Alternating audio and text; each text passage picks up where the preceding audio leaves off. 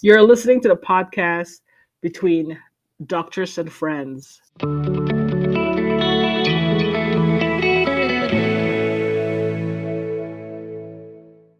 How was your week, Dr. Rain, Dr. Foz? My week was good. I had an ordinary week in the office, saw patients, did some deliveries, did some surgeries, dealt with some disgruntled patients, and pretty normal week, I would say. Came home and had some good family time and time walking my dog. So, pretty good week.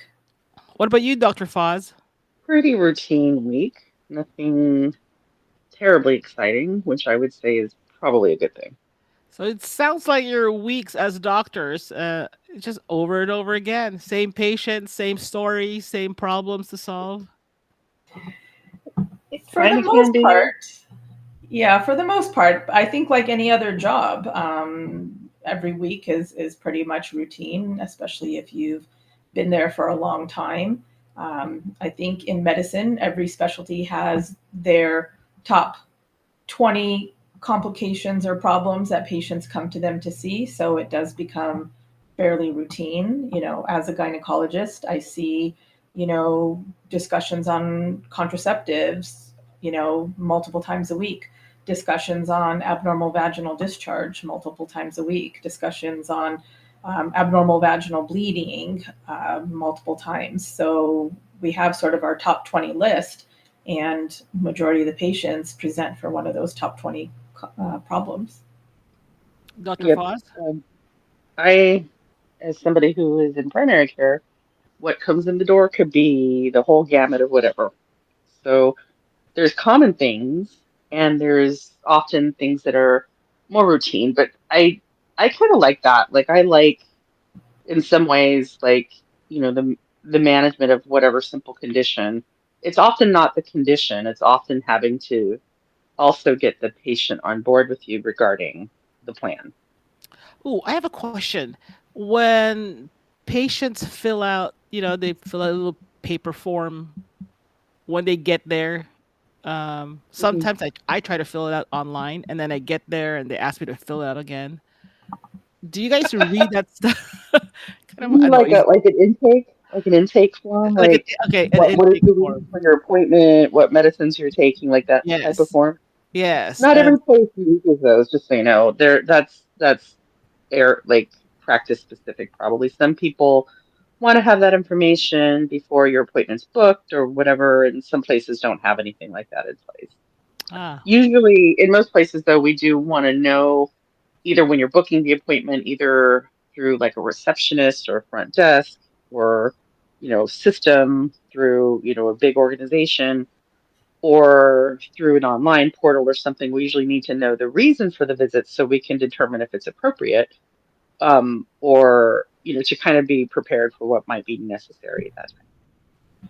Yeah, I think a lot of the information, it's what we refer to as demographics, which is just basically, your name, phone number information, all your insurance information. All of that is needed for billing. So a lot of that stuff we, as the doctors, don't look at. What we only look at is your medical history. So that's the only thing that I'm looking at to see, Right. what Yeah, it's surgeries usually, you've yeah. had, Yeah, what if medication. it is something like that, just regarding your insurance or who the payer is or whatever, that's usually handled by either a department or part of your healthcare system or the front desk staff to make sure that like you're like in network or something like that, or do is this the right situation? So sometimes a lot of that is for screening purposes, like people will, when they have open access insurance, will be like, oh, I've been having all these headaches. I'm going to make an appointment with a neurosurgeon. That's not the person to do it with. And so a lot of times the specialist will be like, no, this is not appropriate. You need to see either this specialty or go back to your primary. Because I have a conspiracy theory that you guys are just kind of slowing me down, just to distract me. Like, they're Yeah. making me, No, they're just distracting me so that I don't feel that I'm waiting. well, a lot of No. that. Okay, if people actually paid their medical bills and insurances paid the medical bills, a lot of that information is frivolous. We don't need. But the problem comes when someone says, I have this insurance, and they give us, the information. And then when the visit is over and we try to bill that insurance company, we find out that the patient actually does not have that insurance, or the insurance has run out, and the patient's no longer, covered by that insurance. And then we have nobody to bill. We've seen this patient, we've done the care, the insurance is not valid, and now it's like, okay, what do we do now, because we're not able to get paid for that visit. So Yeah, like then at all, like so zero then payment. Right. So then we need to be able to contact the patient, and get information. And a lot of times, maybe before people had cell phones, but a lot of times phones got disconnected, so phone numbers weren't accurate. Even now, a lot of percentage of patients maybe have, the phones that I'm blanking on the words, the ones that they just, throw away phones, burner The phones. burner Murder phone. Yeah, phone. so they'll get, so they'll have a temporary number that they give us, and when we call that number, the number's out of service. So then we need a emergency contact, so we can call that person and say, hey, we've been trying to get in touch with this person, but sometimes that number doesn't work. So then we need an address so that we can mail them a letter and say, hey, you're not covered by your insurance. We need to either get your new insurance information, or you're responsible for this bill. But sometimes the addresses are false. So then we get an email address, but maybe the email address is not working. So we need multiple ways to be able to contact these patients. And then we'll go through, we collect also their social security number, so we try and trace them through that. So there are multiple information that we need for the possible potential of the patient not paying or the insurance not paying, so that we can make sure that we get reimbursed for the work that we provided. So Wow. that's why there's, all those pages of information. It's because we need to find you and get in contact with you if there's a problems with collections. So honestly, if everybody came in and paid me cash, all I need to know is their name. That's it. I don't Wow. need any of the other information. We don't need, you know, your addresses, Yeah, your all that other stuff. Yeah. right. There's it, and ideally, like in a lot of practice situations, you have either the corporate entity, or your front desk, or your reception can run the insurance like like real time. So like they can get information like online right now, whether somebody's insurance is active, whether it is with whatever company, whether it is a network or not, because there's all these nuances too to insurance, because it's also about like, well, if we take this large insurance company, but you have this plan within it, it's like, oh, we don't take that plan. We take this plan. And so it's really very, very complicated, and it does change on the fly. So it's important. It's ideally those things are delineated when the patient comes in or before they come in, so that alternative arrangements can be made if somebody's like out of network or something like that. And that is a whole other thing too. It's like, are you in network? Are you not in network? Because if you're in network, your copay is this much, and your co-insurance or is this much, right? Whereas if you're not out of network, or you're out of network, but we can still see you, but now you have to pay this much more, or your insurance will only cover this smaller portion, and now everybody's mad. Mhm. Wow. Maybe you could like charge, $5 PayPal or Zelle, Venmo, Cash App, so you could trace them back. Make sure you could find them. What do you think, Yeah, Dr. Lee? there are laws preventing us from doing that. Ah, good to know. We can't charge patients if they're government funded insurance, a cash price. So there are all sorts of health laws that are there. Got it. Yeah, it's to prevent people from being taken advantage of, right? That's, of course, we don't want that. But at the same time, um, often the doctor's office is left holding the bag. Got it. Wow. Now, a little bit deeper into this intake form. Um, so, they ask you questions of like what medications you're taking and your family history. Do you read that before you enter the room and see the patient in person? Or do you guys read that as like when you enter the room? Well, it depends on somebody's situation. Like, um, not every place has a situation where you're doing a portal with that intake information. That's not always the case. Okay. So that's not always, but almost universally, the job of the medical assistant or nurse is to get the current list of medications. Like, what are you taking, how much, and how frequently? So yeah, we do want to know. Okay. I review it with the patient when, like, they're a new pregnancy patient, because I'll have that information in front of me and I'll go through it and I'll say, okay, I see that you've had no surgeries in the past, you're not on any medications, you don't have any medical problems, and you have a family history of diabetes. Is that correct? Kind of go through that with the patient like that so that I can know and make sure that information is accurate with her as far as her pregnancy goes. But for my gynecology patients, like if they're coming in for their brand new annual exam, I tend not to go through that information with the patient there. I'll do it when I'm doing my charting, and I have all of that information that the nurse has taken into account, and then I can have more time to review it. Okay. Well, now we're going Yeah. to the administration side of your work. Well, I review the medication list is really important for me in primary care. I Uh-huh. need to know what's going on.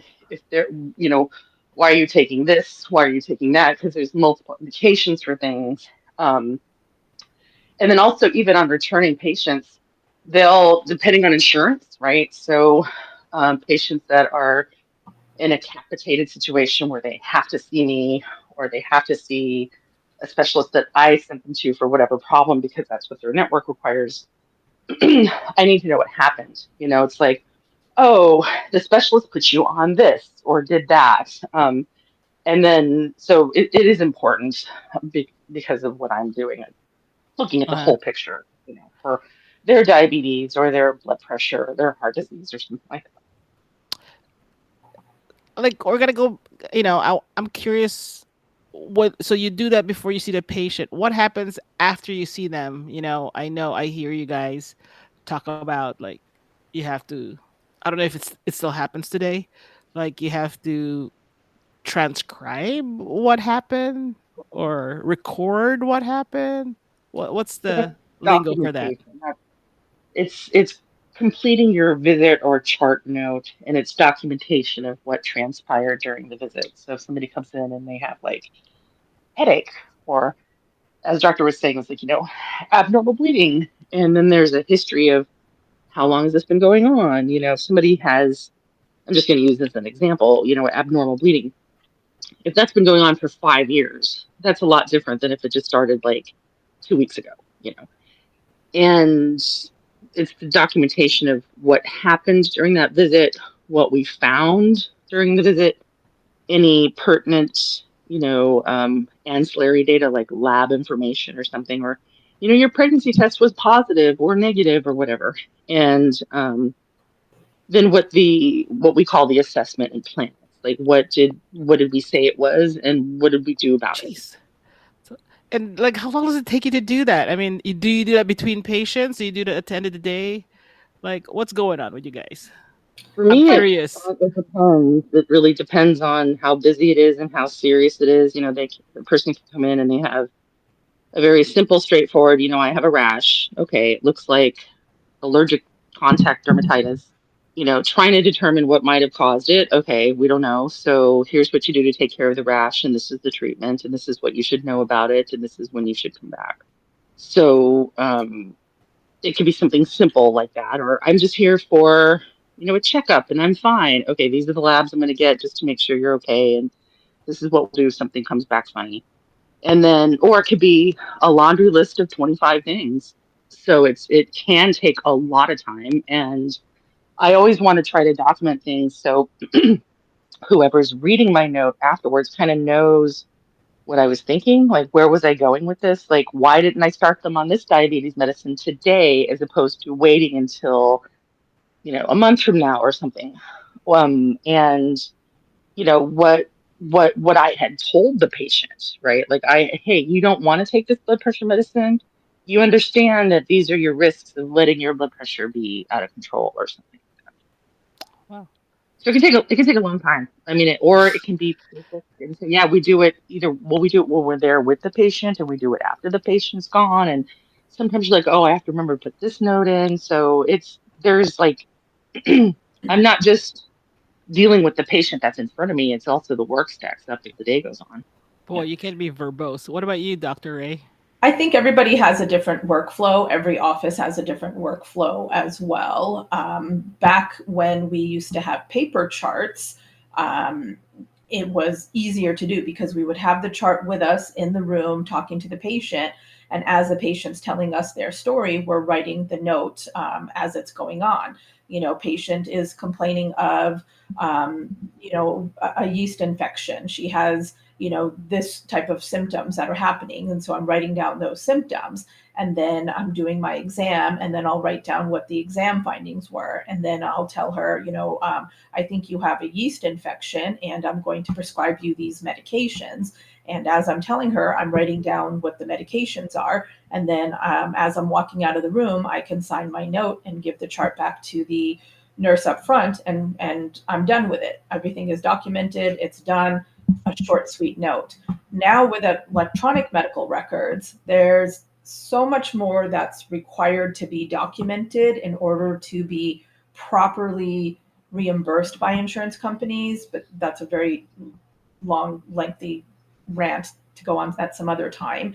But some doctors, I'm sure we've all had the experience that you walk in, the doctor walks into the room and they're holding a laptop computer, or the Uh-huh. room has a computer built into the wall or something.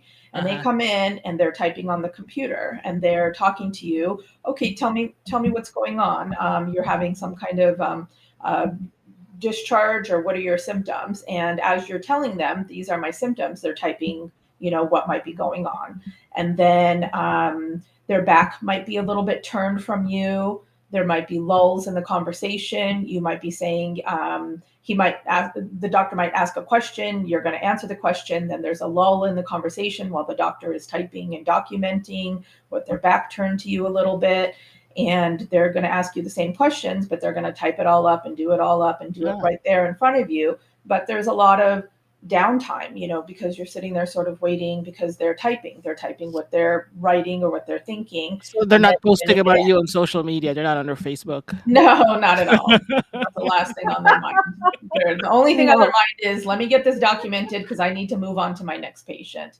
But a lot of patients feel uncomfortable with that. I've been in Uh, that situation too, where I'm just sort of sitting there going like, okay, he's typing. What am I supposed to do? I'm just going to look at the ceiling. I'm going to look at the floor because I don't want to talk because he's typing. So I yeah, they're don't want to interrupt concentrating. them. They're concentrating. So there's a lot of like awkwardness that you have when you're trying to document in front of the patients. So I Right. think And we that, recognize that too. Like, Oh I've wow. kind of gotten the way of kind of like sort of trying to type and sort of trying to talk to the patient at the same time. And a lot of it also depends on the situation of the particular practice and what's available. Like some places have hardwired stations that are stuck. And Mm. that's where the doctor has to sit because it's a desktop situation and I can't move this unit and I can't, you have to sit here and I have to sit here because that's the only way that data entry can begin. And then you have other places where you have like a laptop or a tablet, and which isn't ideal in a lot of ways because you have to type freehand. You can't just, it's not just checklists of things necessarily. And then you are trying to data enter, and like as Dr. Ray was saying, like there's certain things that things have to be said a certain way Oh. because of billing. So I can't just write like Oh. diabetes or something. It has to be diabetes type 2 without complication, without long-term use of insulin, or with long-term use of insulin. Like That is you have to write it all these ways. And so it's not just like I can just put like diabetes and off comes a menu, I just click diabetes. I have to decide, okay, which one is this one?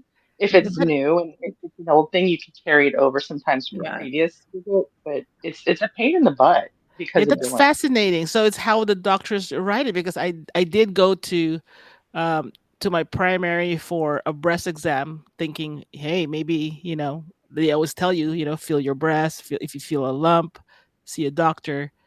And she um she recommended I get a mammogram, right? But something with the billing of what she said, and Yeah. like I Well, was like it billed has to be.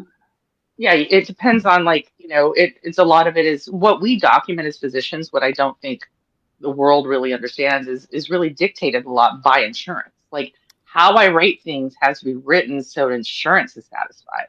So, fascinating. and then that absolutely changes like the level of intensity of the billing, I guess you would say, and then also whether it falls under like a routine checkup, or a problem-based visit, because there's different fees associated with that that we as physicians could care less about. My patient needs this, so therefore I'm going to do this, and it gets it's not so simple, and it's really irritating when I get, this is my opinion, when I get called out by the biller.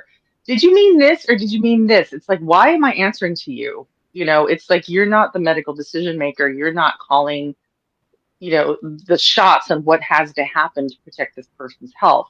But now I have to write things so that the biller is satisfied. And that's another layer of complexity that people don't see behind the curtain, so to speak. Right. And so that takes time. And so oftentimes for me, I'll just write down quick little notes, either maybe on a piece of paper, or I'll just type in, you know, um, vaginal discharge, 3 weeks, white, clotrimazole, diflucan, just so that I know what I told the patient. And then when I'm done with the Elaborate. patient, if I if I'm behind, then I go straight to the next patient and I do the same thing, write down some notes. And when I have a little lull, then I'll go back to my desk and then I'll sit there and type up the full note, in more detail, because I feel awkward typing it up in front of the patient. So I don't Yeah. like that setup. So in my office, I don't have that setup where we bring in a laptop or we have a computer in there. So I don't have that set up. So I do it. I go back to my desk and then I'll pull up her chart and I'll write a more detailed. The patient came in today and she's complaining of 3 weeks of whitish discharge. Blah blah blah, and then go through the whole thing. Click all the boxes. Click all the diagnosis codes. Click everything. And that, maybe my interaction with the patient is maybe 10 minutes, and then my charting time is maybe 10 minutes, maybe even 15 minutes if it gets more complicated. So we do it in between patients when there's a Wow. lull. We do it Wow. on our lunch hour, because Absolutely. Wow.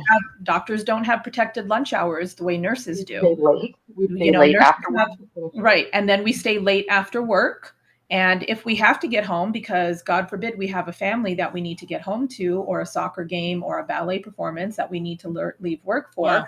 once everything in our family life is taken care of, then at 10 o'clock at night, we're back on the computer charting again. And so some doctors do, after work hours, maybe up to 2 to 4 hours of charting after hours. And many times on Friday, I finished my patients at about 1 p.m. I stayed in the office till 3 p.m. I didn't have lunch, so I Jeez. worked in my office. I stayed till about 3 p.m. until I was just so hungry and I just couldn't think anymore. So I left my office at 3 p.m. I picked up some food on the way home because I was starving. I ate it in my car, not Del Taco, unfortunately, but, but another place. Ate it in my car on the way home. Came home, did some, house stuff, did some family stuff, paid attention to the dog a little bit. And then around 5 p.m. on Friday night, I got onto my home computer to finish my another hour of charts that I needed to do, because they have to be done. And then by 6 o'clock on Friday night, I was finally done, and I was like, my brain is mush. Laid on the sofa, turned on some SVU, and I was done. Really, But more Lot of doctors, investigation. yes, that happens a lot. And then there's issues like I can't even imagine what Dr. Ray has to do, because I don't really do a lot of procedures anymore. And so procedures are a whole other issue, because you can't like necessarily do something when somebody comes in, because you have to have insurance authorization first. Wow. And so there's dances that go along with that, or like, when she's scheduling surgeries, you can't just be like, okay, you need a hysterectomy. I'm free next Friday. Let's go ahead and do this. Like, you have to like get the insurance to authorize it, and all these things. And so there's just a million moving parts. And also during the day, while we're also like, there's this chart and that chart, And like I said, some of it can be, repetitive. It's like you have hypertension or whatever, but each patient brings in unique, differences to the situation. And so you often have to accommodate for those things. I definitely don't like to be somebody who's sitting there click, click, typing away, but Right. sometimes I do have to put in some data because I can't remember all the details. Right. Wow. And then at the same time, like we're also getting bombarded with prescription refill requests and lab studies that need to be evaluated and triaged to make sure there's nothing not urgent. I'm getting phone calls from specialists like so and so needs this, what, blah, blah, blah, and you're just like getting pulled in like 50,000 directions. So people think like, oh, my doctor came in and spent 15 minutes with me and then they just gave me some pills and then they left and then now they're going to go play golf. Right. That's not at all Wow. how that works. I usually will work until 10 to 11 o'clock every night in some capacity. Like Yeah. there's something that has to happen. And then, So, and then your friends and family text you, I got a cut on my. Well, for primary care physicians, their scope of what they have to document is way more than what, maybe a specialist documents. An ophthalmologist has very little to document that they need to write down. Same with orthopedic surgeons. Those two fields are known for their brevity in their notes.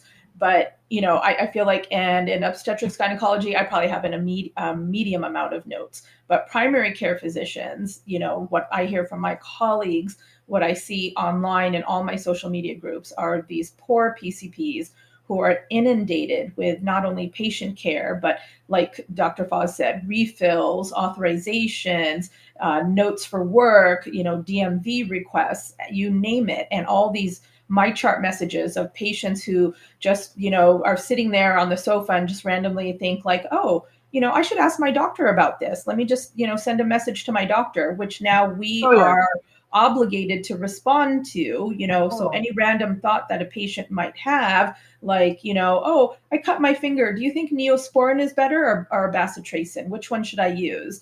And right. And then I'm doc- afraid to comment on that. I agree with that. I'm like just using that as an example. Like, their idea of a cut is that they have severed their finger.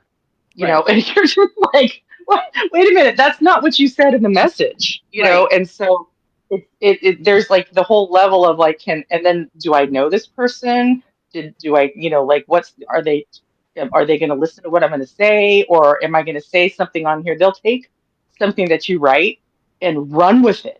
And you're like, right, that's not at all what I meant. And so now you've got like this whole text messaging email thread thing that has Uh-huh. become like a novel. And it's just, and so we want to help, but it's completely overwhelming sometimes. It is right. very overwhelming. So for Agreed. for our primary care physicians, this is part of what's leading them to be so discouraged and so disenchanted with medicine is the amount of uh, charting that they have to do. It's leading to them burning out. I mean, imagine, Dr. Fodge just said every night she's working till 10 p.m. That's Yeah, I ridiculous. can't How are you call her. supposed to? I work How on are the weekends. Like on my day off, I have to log on and look at some labs and because if I don't, when I go into work on Monday, there's going to be like 6,000 things for me to do and I right, will never leave. right? I've So how? literally thought I should just stay in my office overnight and just sleep on the exam room table because it would be so much easier than having to like now pack everything up and now go home and then have to do the whole thing all over again. And so Right, and that's why well that's one of the reasons why we also don't like hey don't like I want to help you but I have 6,000 messages and I can't make a diagnosis over some random thread. So come on in, but you don't want to come in because you don't want to pay your copay. And I want to say, hey, like I totally don't care if you pay your copay or not. I don't control that, so I don't care. But I just want to make sure we do this correctly and at some sort of time where it makes some sense. Yeah. And there isn't, and that's why we also don't like the by the way kind of thing because you were there for your visit. I've already dealt with 15 serious issues that you have or serious concerns that you have. And now you want another one that, like, I can't just give you friendly advice. Like, you're telling me, oh, but, I'm at my diabetes and I've got the this and I've got the this. And now you're like, oh, by the way, I've been having this blurred vision. And you're like, okay, that could be nothing, or that could be the beginning of the end of your visual life. And like I need to be able to figure that out. right, And then it's like, can I bring you back in? And now you're mad. well, Right. well, I'm here. Can't you fix it? It's like, well, honey, I'm already 10 minutes late for my next appointment because you don't have any idea that you didn't care that you came in late. And it's like, I got to move on and I've already done a lot for you. Can't you make another appointment? I can't get an appointment. There's no way to get in. And you're just like, oh my God, like I can't, I just Yeah. can't. And yeah, absolutely. Burnout is a real thing. I don't know if Yeah. you can tell that I get kind of mad about this sometimes. Yeah. That's why I send you TMZ stories. Yeah. The charting is a big problem, but one thing that has helped me, and I don't know, Dr. Foz, if you have integrated it at all, is use the help of AI. There is some benefit to these AI apps that are now being developed, and there are a lot of healthcare AI apps that are helping as well. And I'll tell you, it has for sure saved me a lot, because even talking to the patients and hearing them say what they say, I can't always register what they've said, or I register it, but I then forget because I've got to go on to the next patient. But what I do now, I use an app on my phone, and I start it right before I walk into the room, and it records everything that we're talking about. So if we're talking about, she's coming in complaining of this, potential yeast infection, and she's telling me all the symptoms of the yeast infection, and I examine her, and then I tell her, I think you have a yeast infection, and I'm going to send in these prescriptions to the pharmacy. I can sit there now and actually look at her face to face and talk. I don't take notes anymore. I don't write things down anymore. And then when I'm done with the visit, when I walk out the door, I click stop, and it will formulate everything that we talked about into a note, what we call a SOAP note, which is the style of the notes that the doctors do.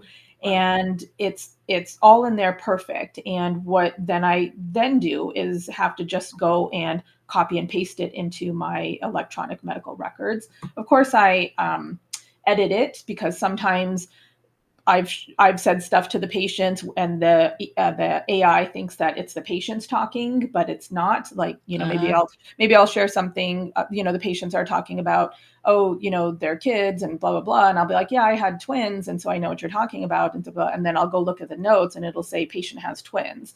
And because the AI doesn't know. So, you always have to go back and edit it. So every physician knows that they have to go back and edit this, but it gives you basically a summary of what the visit was.